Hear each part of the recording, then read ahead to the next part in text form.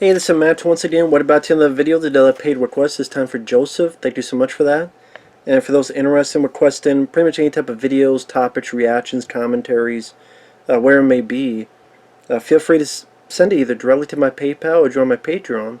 Both links are down below under each of these videos. And Joseph wanted me to review and watch the 1961 Elvis Presley film, Blue Hawaii. Now, like I said, I didn't grow up with Elvis movies. I think the only one I'd seen is the more serious one where, well, I can't say that because that would be a spoiler. But I've only reviewed like one Elvis movie, and I knew of Elvis. I've liked his music. I don't have a favorite. I don't listen to his music all the time, but I do like his music. I liked his versions of Viva Las Vegas and Jailhouse Rock and all sorts of stuff. I think he's a good singer.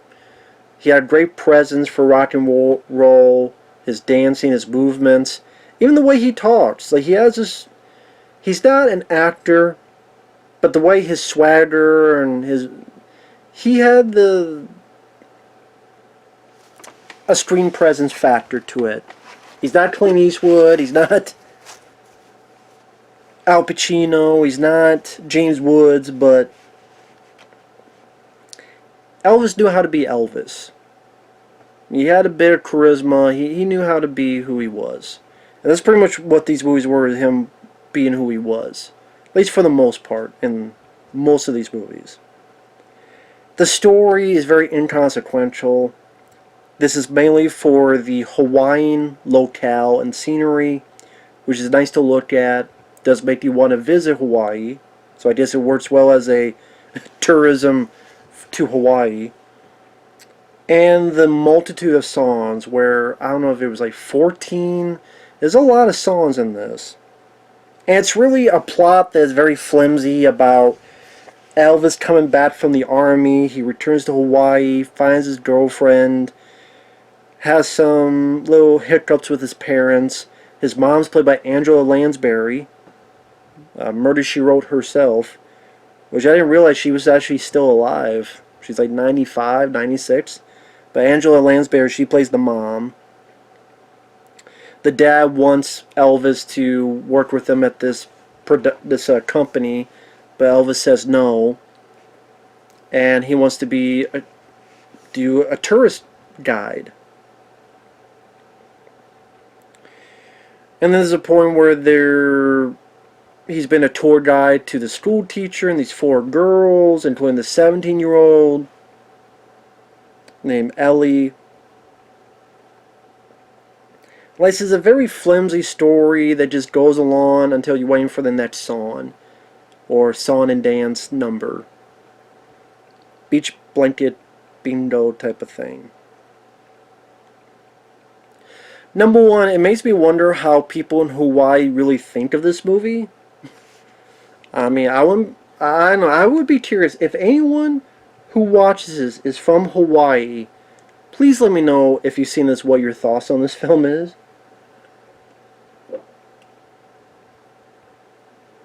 Because it seems like everybody native on Hawaii, they love the luau's, they love to play the bongos, they love to sing and dance.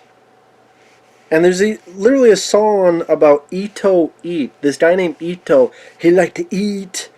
They eat a little faster. They eat a little slower. They eat whatever they want. Ito eat. I'm like,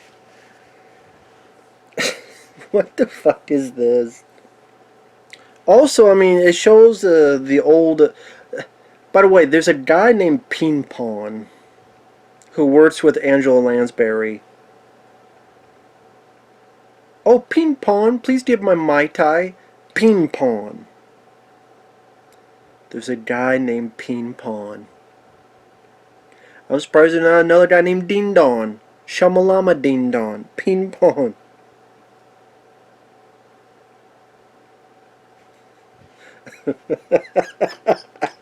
Ping Pong. Jesus Christ. Also, this is the time where you could cheat on your woman and it's fine as long as you've seen a song. Because Elvis gets out of the plane and he's kissing the flight attendant. Or she's kissing him, he's not really stopping it. And of course the girlfriend, gets pissed. And he's like, oh, it's nothing. It's okay if he cheats as long as he can sing. He even sings a song, I was always true to you. Well, actually, I was almost always true to you. He pretty much singing that he cheated on her and she's pretty much fine with it. There's always true to you and almost. I'm like, nah, there ain't no almost. The almost gets your nuts cut off in the middle of the night. Well, if you're, Kathy Bates from Misery or Lorena Bobbitt. But almost will get your ass grass and out the door. And your car scratched and keyed, your tires flattened, and your goldfish murdered. Suicide. It was suicide. How did my goldfish commit suicide? I don't know. Because she's a crazy bitch. But, back in the day, it's okay if you cheat as long as you're looking like Elvis and you can sing it away. There's also a thing where, again, they kind of just go around the island and hang out on the beach and, song after song after song, whether it be a song called Blue Hawaii.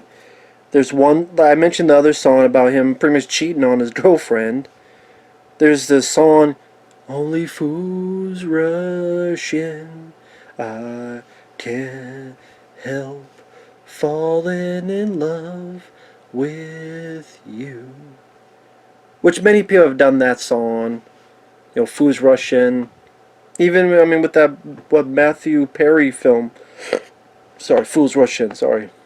I don't know, I think of Matthew Perry makes me burp. I don't know why, because I don't mind Matthew Perry. They didn't even mind that movie, Fools Rush In, for what it was. But I like that song. I would say that's my favorite song on the soundtrack. There's also a song called Rockahula Baby. There's the Ron song about eat to eat, he like to eat.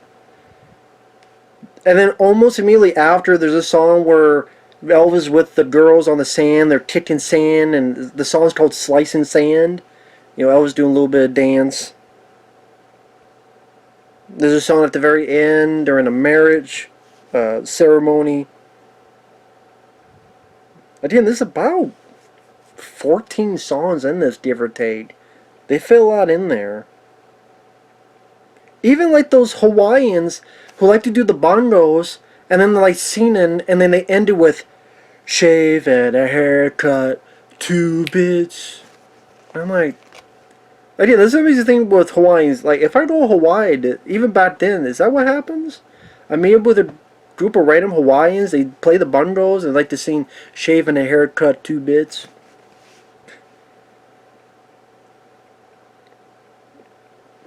And, there are some lines of dialogue, like Elvis gets his girlfriend this swimsuit bra, and he's like, oh, thanks for thinking of me. And Elvis goes, wasn't thinking of you, I was thinking of me. I said, you're going to look hot in that thing. Or like her bra gets taken in the ocean, and then a dog gets a shirt and goes to the water to bring it to her. Which I thought, in a weird way, that was cute. Oh yeah, the 4 girls with the school teacher, like I said, one 17-year-old Ellie, she's like a bratty, bitchy lady who doesn't want to have any amount of enjoyment. But then she falls for Elvis and tries to get with him. And as Elvis puts it, I don't rob cradles. Which is ironic when you look at his real life and Priscilla Presley and how young she was. I'm like, yeah, dude, you kind of do rob cradles. I'm not for certain, but it seems like you kind of do. Which made my thoughts on Elvis go down a little bit. I'm like, you should maybe stuck to your code in the movie, Elvis. You know, just saying, just saying. And then this weird bit where this the school teacher that like everybody has the hots for Elvis. I mean, it's an Elvis movie, so of course all the girls will be have the hots for him. The school teacher has the hots for him, and Ellie doesn't like that. So just out of the blue, she decides to drown herself. And then Elvis has to come in and drag her ass out, and she's crying about nobody likes me. Oh, no one hates you. You know, I'm about ready to go over here and give you a spanking. And she's like, maybe I should. Or maybe I do deserve one because nobody cared enough about me even for that. And so Elvis takes her and fucking spanks her. And after spanking her tush, she's now a fixed woman. Like, she's fine now because she got spanked. I'm like, so if I meet a 27-year-old woman, because 17, 27, more my thing. So, based on this movie, if I go to a 27-year-old woman and she's, being bratty and bitching at me, and then also being sad and suicidal with me, all I have to do is spank her ass and then she'll be fixed. Is that what I learned from Blue Hawaii? Try that in real life. But yeah, I mean, you're not going in this for that. You're going in this really for Elvis, Hawaii, and the songs. For its 90-minute running time. And to be fair, I don't know how I feel about Elvis personally as a guy with, robbing the cradle and shit. Elvis does fine being Elvis. Again, he had that look and that charisma, and I even liked the way he talked. I know this sounds shallow, but I like the way he talked. Hey, how's it going, baby? I always think of Johnny Bravo. I can't help it. I know it's just I like Johnny Bravo. I miss Johnny Bravo. Hey, baby. But I always liked the way he talked. He had a good look to him. He had the charisma. He was a good singer. It's not like I would listen to the soundtrack over and over again. Again, the Fools Rush In. I like that song the most. But for what it is, it's lively, it's catchy, it's for that audience. I did not see, and nor do I care to see the new Elvis film, because it's like fucking 2.5 hours long. I just don't have the time nor the patience to see a movie about Elvis that's that fucking long. I just don't. Not interested. Unless it's a big paid request, that is. But if you're doing this, you're doing this for those three things: Elvis, the locations of Hawaii, and the songs. And if that's what you want, that's what you get, then you're not really going to be, I guess, complaining about much. Again, the story is super spoilers. The rest of the story is he saves that girl, spanked her, she's now proper, she's behaving. A guy tries to pick her up at one point. I forget if that was before or after this point. And Elvis stops him. They get into a fight. Elvis gets fired. His girlfriend quits. They try to figure out what to do. I think it was before, because then the school teacher's like, well, we still want you to be our tour guide. So he continues, and then that event happens. And then one thing leads to another, and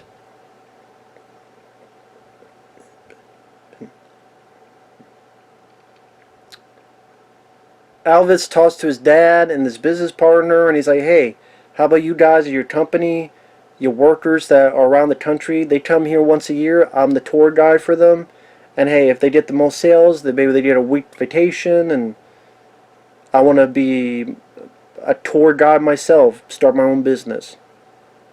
I know the islands. Him and his girlfriend get married. End of movie. Again, very slim, basic run-of-the-mill story. I can see with these type of films why Elvis kind of got... He wasn't satisfied with this kind of stuff. And some would say it kind of hurt his music career because he would do less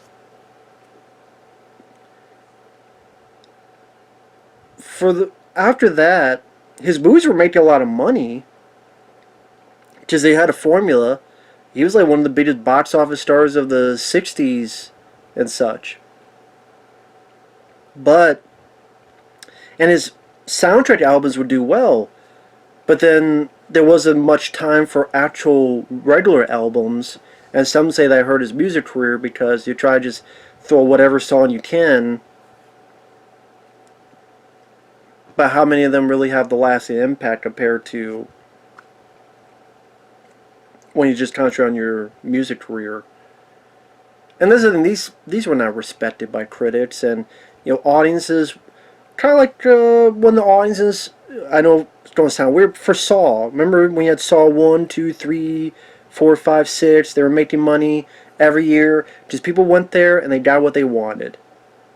Same here. The audience knew what they wanted. The girls wanted Elvis. The guys wanted to be with the girls who wanted Elvis. Some songs, 90 minutes, boom, boom. Song and dance.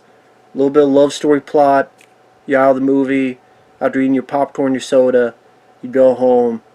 Maybe you get some, tool time, drilling style. So, I mean, it was what it was, and it was unremarkable, but it was harmless. Well, no, I can't say.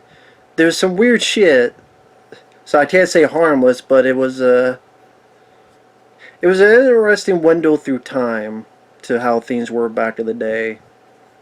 And that was interesting, to say the least. So, with that said, thanks for watching. We'll see you guys later. Bye-bye.